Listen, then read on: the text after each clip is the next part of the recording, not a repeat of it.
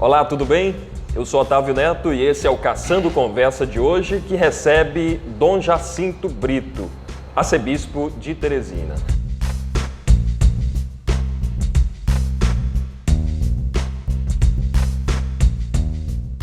Dom Jacinto, primeiramente, muito obrigado por nos receber para essa entrevista. Sinto-me feliz de poder conversar com vocês e elogio a iniciativa. Muito obrigado. Dom Jacinto, o mundo está em transformação, né? A gente percebe isso de várias formas, né? As pessoas estão vivendo mais, a transformação em como as pessoas se comunicam, né? A internet tem possibilitado coisas extraordinárias. A fé das pessoas está em transformação também? Sem dúvida. A fé é encarnada numa vida humana, né? E se essa vida humana está em constante devir, numa transformação permanente, a fé também passa por esse processo. Embora que a natureza da fé seja um tanto diferente da natureza cultural, da natureza emocional, mas ela, como disse, está encarnada numa pessoa. E à medida que essa pessoa vive por metamorfoses diferentes, transformações, ela também passa por isso, né? E como é que a igreja está encarando tudo isso? Por um lado, a gente pode dizer que com certa perplexidade, né? Porque o novo sempre suscita perplexidade, né? Nós estamos numa mudança de época, porque tudo está em transformação, não só numa época de mudanças, né? É uma mudança realmente radical, que atinge as relações humanas, a tecnologia, a ciência, tudo, enfim. De modo que o ser humano e a própria fé estão imbricadas aí nessa realidade e passam também por essa transformação. Mas olha, com normalidade, porque a igreja acompanhou esses 2000 anos todas as transformações da sociedade. Agora, a chegada do novo Papa parece que abriu as portas da igreja para questões que antes eram um pouco retraídas, por exemplo, a proximidade com as pessoas de orientação sexual, essa variedade de orientações. Como é que o senhor tem observado a chegada do novo Papa e essa abertura da igreja, chamamos assim, para essas questões? Graças a Deus temos o primeiro Papa latino-americano, né? Isso faz muita diferença, porque é de uma cultura nova, é de um continente novo. Enquanto a Europa tem mais de 2, 3 mil anos, nós temos 500 anos, né?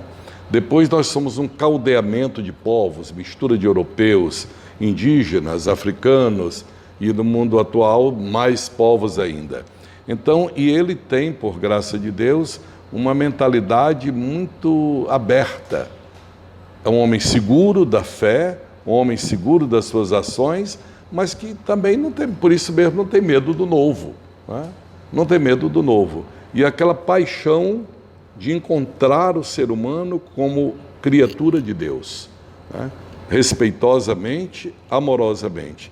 Então, o que primeiro a igreja tem que fazer, e o Papa nos está dando esse grande sinal, é encontrar a pessoa como filho de Deus, como alguém que merece todo respeito, tem a sua dignidade e que com ela vamos dialogar e eles anunciar Jesus Cristo dentro da sua situação própria. E ele usa uma orientação interessante que é a de criar pontes, né? Ele usa muito essa palavra.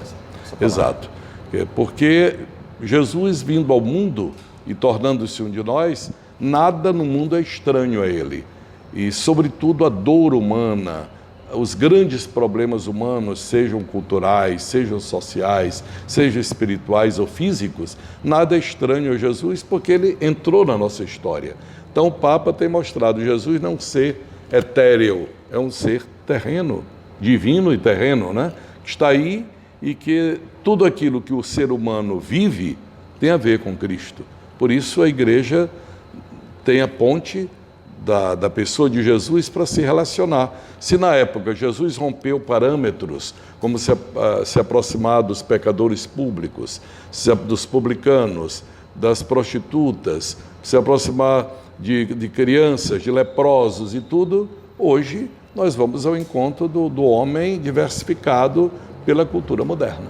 E os jovens, Dom Jacinto, a gente observa de fora da igreja que os jovens, digamos que ele não esteja não acreditando, não seja um ateu, mas seja indiferente a essas questões religiosas? Como é que a igreja está encarando isso? Digamos, uma parte da juventude, né? Porque a nossa experiência aqui em Teresina é muito gratificante. Com a juventude? Com a juventude.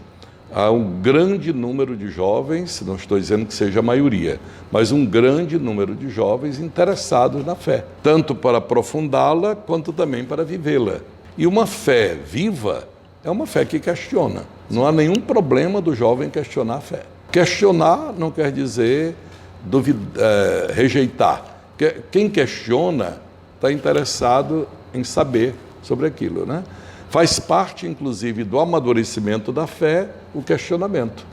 Por isso a igreja nunca teve medo e nem tem dos questionamentos que vêm da ciência, que vêm da filosofia. Os questionamentos nos ajudam a purificar a nossa visão de fé e ajudar a encontrar o fundamento para aquilo que cremos e apresentar. Não impor, mas apresentar. E nós percebemos que o jovem é muito sensível à pessoa de Jesus, porque ele se apresentou como alguém que se aproxima, como você mesmo disse, que está próximo, que soube criar pontes com todas as realidades do seu tempo e que sabe criar hoje porque ele continua vivo no meio de nós. Então ele inspira a igreja, que continua a sua missão, a também saber criar pontes. Dom Jacinto, o senhor é natural de Bacabal, aqui do Sim. nosso vizinho estado do Maranhão, já foi bispo na cidade de Crateús, no Ceará, estudou no Recife, agora em Teresina, portanto conhece muito bem a realidade do povo nordestino. E mesmo no Nordeste, que sempre teve uma fé católica muito intensa, a gente observa um crescimento dos protestantes. Como é que a igreja tem encarado essa situação? Tem encarado como uma falha nossa de ausência. Quando nós estamos ausentes, alguém preenche esse espaço. Como ausentes? As cidades se agigantam. Teresina, por exemplo, está agigantada, explode de conjuntos, de novos bairros e tudo, sobretudo na periferia da cidade. E nós não temos uma agilidade pastoral para chegar junto.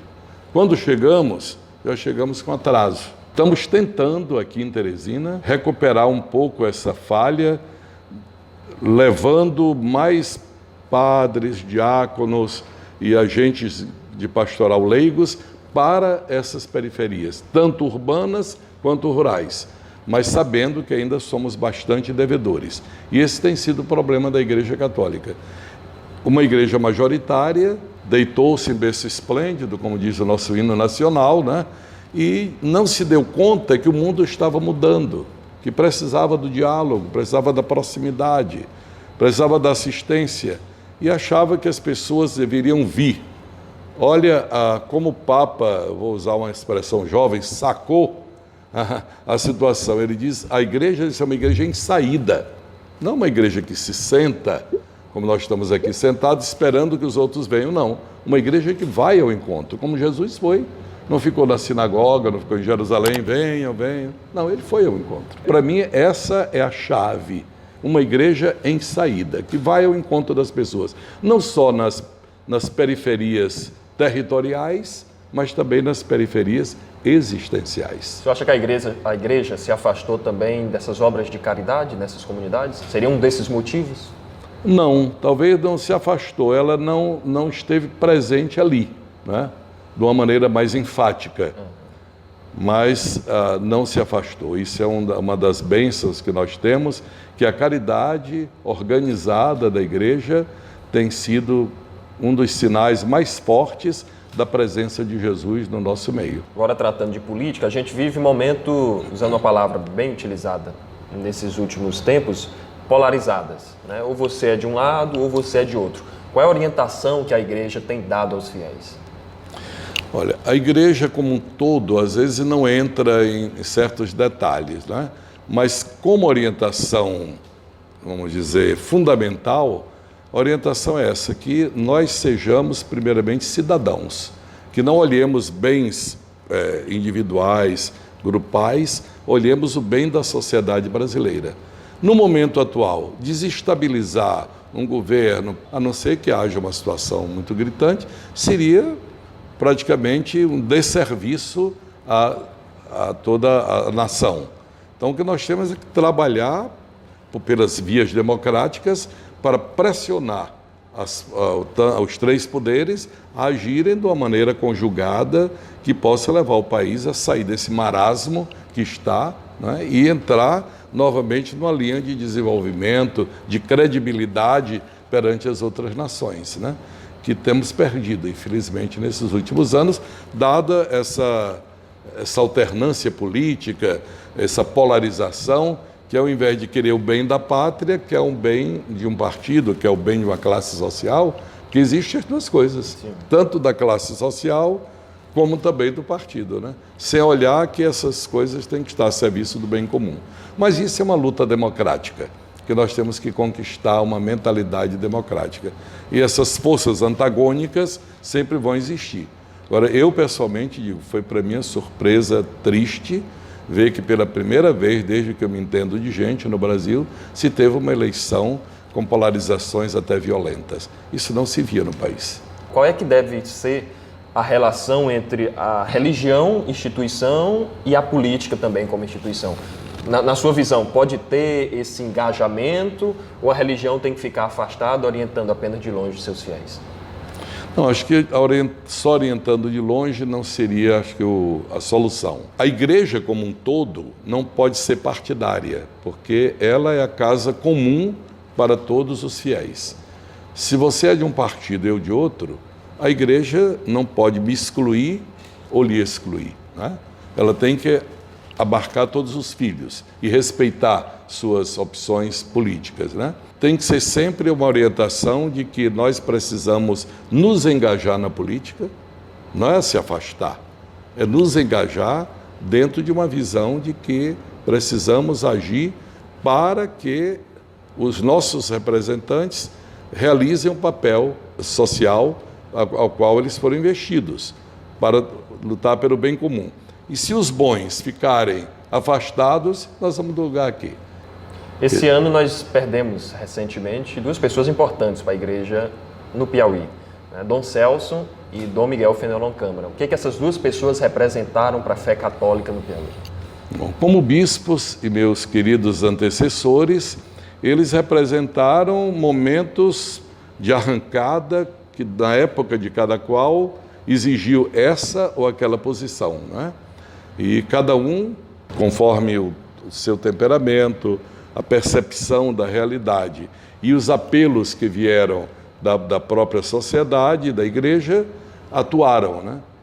Mas eles não atuaram sozinhos, eles deixaram um legado e essas pessoas estão continuando. Várias obras aqui foram constituídas, sobretudo por Dom Miguel, que desenvolveu muito essa questão social, estão continuando, graças a Deus, e bem vivas. O senhor está em Teresina há 7 anos. 7 anos. Né? Como é que está sendo essa experiência na capital do Piauí? Muito gratificante, né? Eu, desde os primeiros meses, me senti plenamente em casa, né? Plenamente em casa. É uma igreja e uma sociedade na qual eu me sinto membro. Agora eu sou membro oficial, né? Porque eu sou cidadão teresinense e piauiense, né? Desde que o Papa me designou para cá, antes mesmo de vir morar, a Arquidiocese de Teresina já era meu coração, não tinha outra, meu olhar não tinha outro visor, era esse mesmo, né? E eu lhe digo que estou muito feliz aqui, muito feliz, me sinto muito apoiado e muito esperançoso com o trabalho da igreja em Teresina. Aos 72 anos, como é a rotina de arcebispo? E a minha vida não tem rotina, graças a Deus, eu não sei o que é rotina. Desde que eu me tornei padre até hoje, com 47 anos de padre, 21 de bispo, eu não sei o que é rotina, honestamente. Todo dia é diferente, né? Mas aos 72 anos a gente observa o senhor, né, fisicamente muito bem. A saúde está bem assim como a gente percebe? Sim, graças a Deus. Meus males de saúde da idade é problema de joelho, né? Sinusite, mas graças a Deus, olha, faz 11 anos que eu não me deito um dia sequer, nem por gripe, graças a Deus, né? E me sinto bem fisicamente, psiquicamente, espiritualmente, graças a Deus. Eu digo que eu estou na melhor fase da minha vida. Muita disposição para frente ainda. Sim, eu olho para frente. Diz que a gente fica velho quando começa a olhar para trás, né? Se for nessa base, ainda não fiquei, viu? Ainda não fiquei. Apesar da idade de alguns sintomas físicos, que é natural, né? A gente não pode pretender aos 72 anos ter a juventude que vocês têm, né? Isso seria bobagem, né? Mas, ao mesmo tempo, sentir que tem vigor, tem horizontes, tem metas, né? Tem metas. Então, para mim, isso faz a gente viver e viver feliz. Gostei muito da conversa, muito obrigado. Ah, pois é, Otávio, foi bom. Então, que vocês possam difundir coisas boas em nossa cidade. Tem tanta gente difundindo coisa que não vale a pena, então difundir coisas boas é muito bom. Parabéns. Dom Jacinto Brito, arcebispo de Teresina, aqui no Caçando Conversa. Se gostou, você pode acompanhar outras entrevistas no nosso canal lá no YouTube. Nos acompanhe também através das redes sociais Caçando Conversa Pi. A gente se vê sempre por aqui.